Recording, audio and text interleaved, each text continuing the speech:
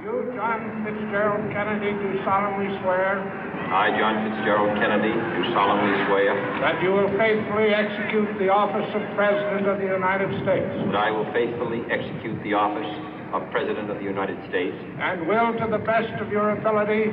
And will, to the best of my ability. Preserve, protect, and defend the Constitution of the United States. Preserve, protect, and defend the Constitution of the United States. So help you God. So help me God.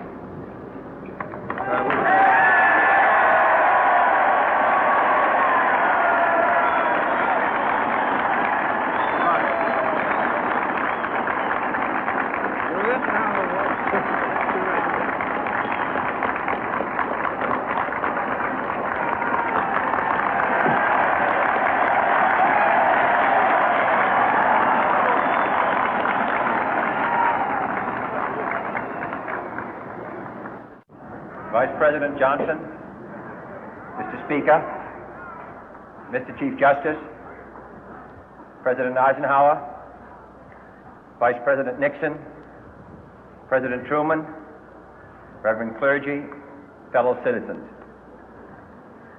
We observe today not a victory of party, but a celebration of freedom, symbolizing an end as well as a beginning, signifying renewal as well as change.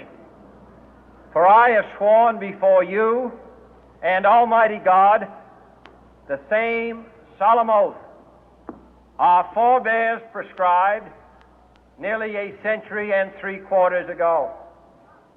The world is very different now, for man holds in his mortal hands the power to abolish all forms of human poverty and all forms of human life.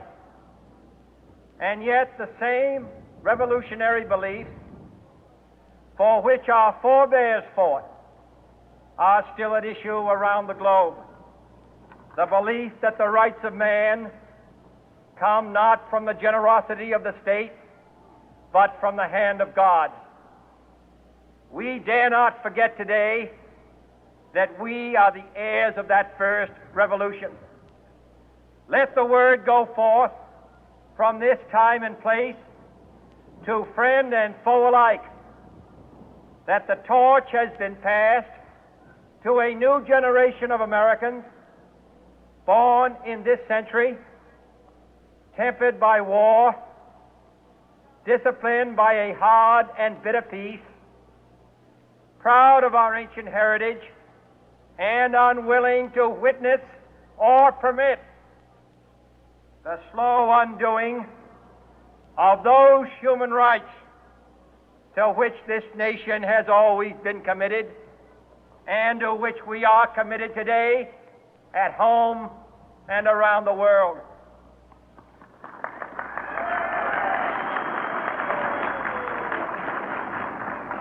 Let every nation know, whether it wishes us well or ill, that we shall pay any price, bear any burden, meet any hardship, support any friend, oppose any foe to assure the survival and the success of liberty.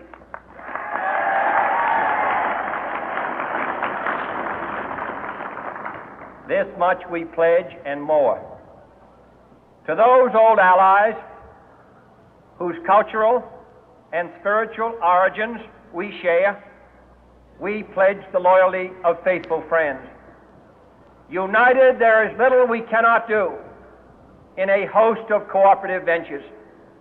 Divided, there is little we can do, for we dare not meet a powerful challenge at odds and split asunder.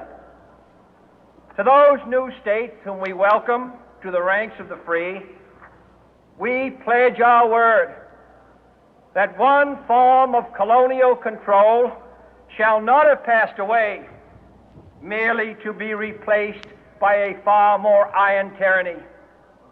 We shall not always expect to find them supporting our view, but we shall always hope to find them strongly supporting their own freedom, and to remember that in the past, those who foolishly sought power by riding the back of the tiger ended up inside.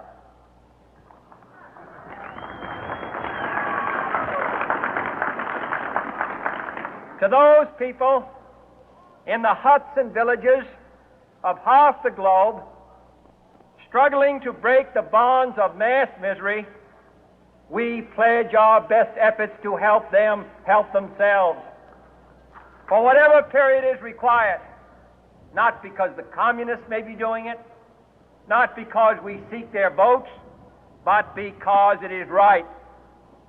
If a free society cannot help the many who are poor, it cannot save the few who are rich.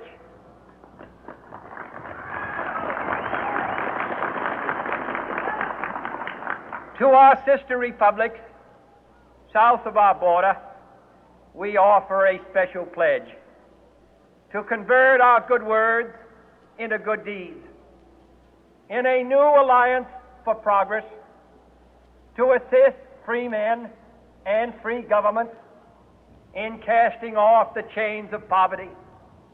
But this peaceful revolution of hope cannot become the prey of hostile powers. Let all our neighbors know that we shall join with them to oppose aggression or subversion anywhere in the Americas. And let every other power know that this hemisphere intends to remain the master of its own house.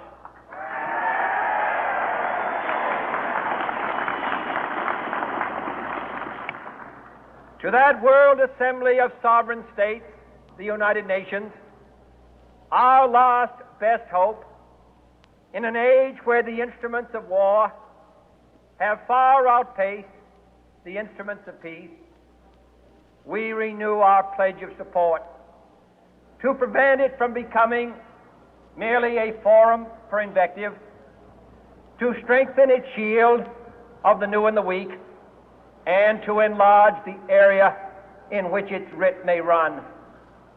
Finally, to those nations who would make themselves our adversary, we offer not a pledge, but a request that both sides begin anew the quest for peace.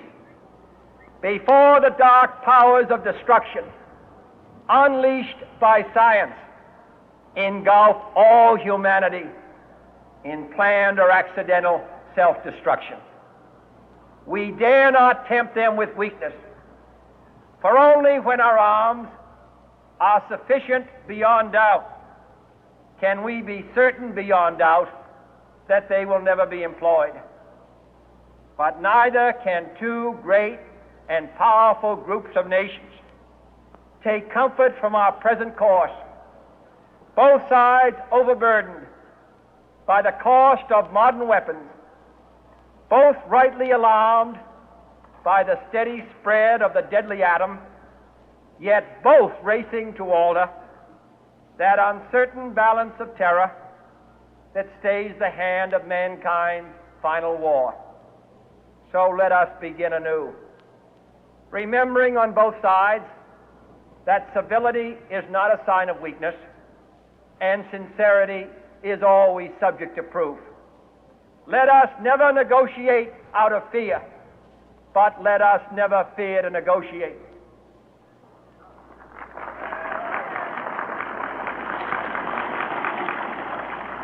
Let both sides explore what problems unite us, instead of belaboring those problems which divide us.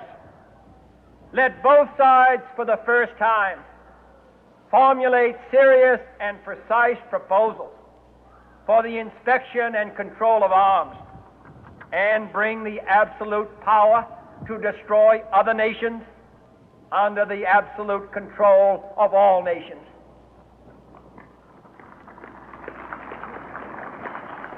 Let both sides seek to invoke the wonders of science instead of its terrors. Together, let us explore the stars, conquer the deserts,